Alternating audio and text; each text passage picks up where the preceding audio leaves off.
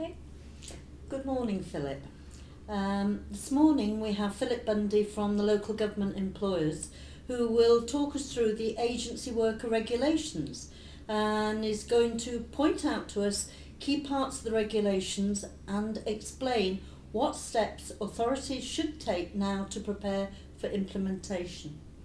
Morning, Philip. First of all, can you give us some background information on the regulations and talk us through where we are now in terms of implementation? Sure. The regulations come from the European Agency Workers Directive, which is all about giving some protection to agency workers. Now, the directive is being implemented in the UK under the Agency Workers Regulations that are due to come into force on 1st October next year.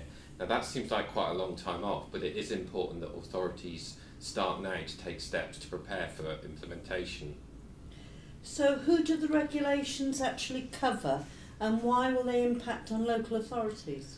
Well, the regulations cover the category of workers that we all think of as temps. Those are temporary agency workers placed with authorities with hirers through temporary work agencies.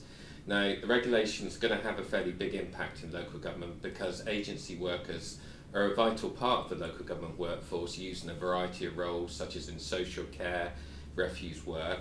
And what the regulations do is give agency workers the entitlement to the same basic working and employment conditions as if they've been employed directly by the hirer. Now, in practice, what this will mean is that in authorities, agency workers will be entitled to the same rate of pay as a comparable employee. So where you've got an agency worker paid less than a comparable employee, there's going to be an increase in the wage bill in terms of that agency worker. Okay. So will agency workers be entitled to exactly the same terms and conditions as a full-time employee? It's not exactly. An important point is it only applies to basic working and employment conditions. Now that does mean pay, and it also means holiday, but it doesn't mean occupational pensions, occupational sick pay, so there's still a saving there.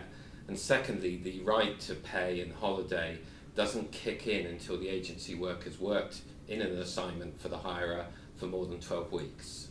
So how are pay and holiday entitlement worked out? Well, pay isn't just basic pay, it will include also things like overtime, unsocial hours payments. And in terms of holiday, in practice it's going to mean that the agency worker is entitled to a comparable contractual entitlement that a comparable employee would get. Now, at the moment, agency workers get the 28 statutory days holiday entitlement they're entitled to. So I think you can see an increase in holiday entitlement in most authorities for agency workers. So this 12-week qualifying period is obviously a key part of the regulations. How is it calculated?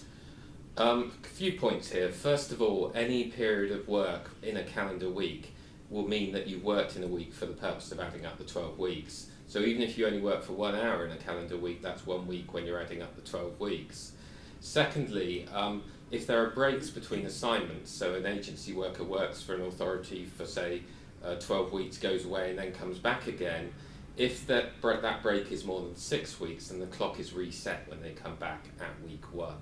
Also as well, if the agency worker starts a substantially different assignment, a completely different type of role, then the clock will be reset, and that's the case whether or not there's a break between the two assignments with the hirer. And then finally, if the agency worker isn't at work for a number of specified reasons, such as they're off sick or due to planned closure periods, then the clock is paused during that period of absence. If you think about supply teachers, they may work for the term before the summer, so they work for 7 weeks. They then have the 6-week break during the summer. When they come back in the September, even though there's been a 6-week break, the clock isn't reset, it's just paused, and they will then be at week 8 when they're starting in September. Phil, you mentioned that some of the rights are, under the regulations, actually come into force from day one and not subject to the 12-week rule. Can you talk us through those?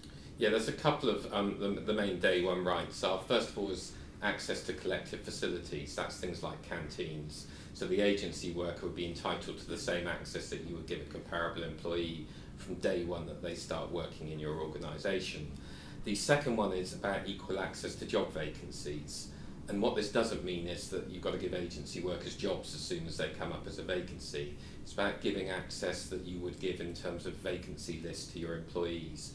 So if you put those online at the moment, you're going to have to find a way that agency workers can access in the same or a similar way.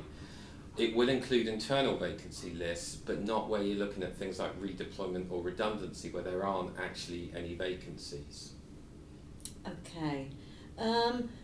So what do local authorities actually need to do now to prepare for the regulations coming into force on the 1st of October next year?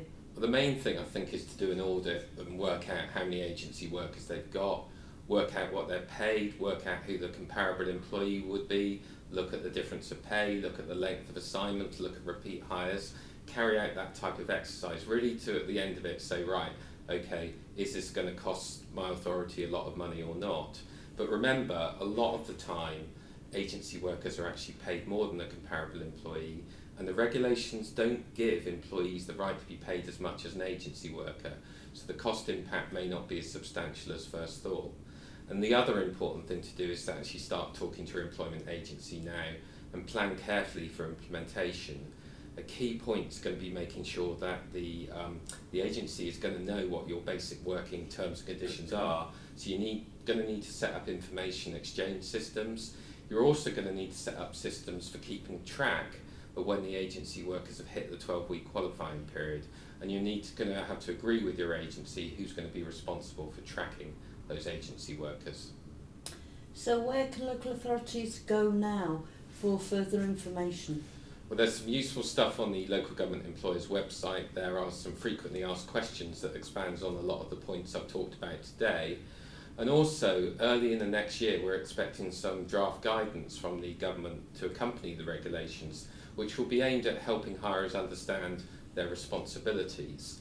Now, that draft guidance will be published in the consultation section of our website, and what authorities should do is keep an eye out for that, and then they can feed in their comments to us on the draft, and we can then feed it back to the government. Okay, thank you very much. That's been very informative, but I'm sure that our delegates this morning will have a lot more questions to pose to you, Philip. So it's up to them now to put their questions in the forum for Philip, who will be online between 10 and 11. That's right. Thank you. Thank you.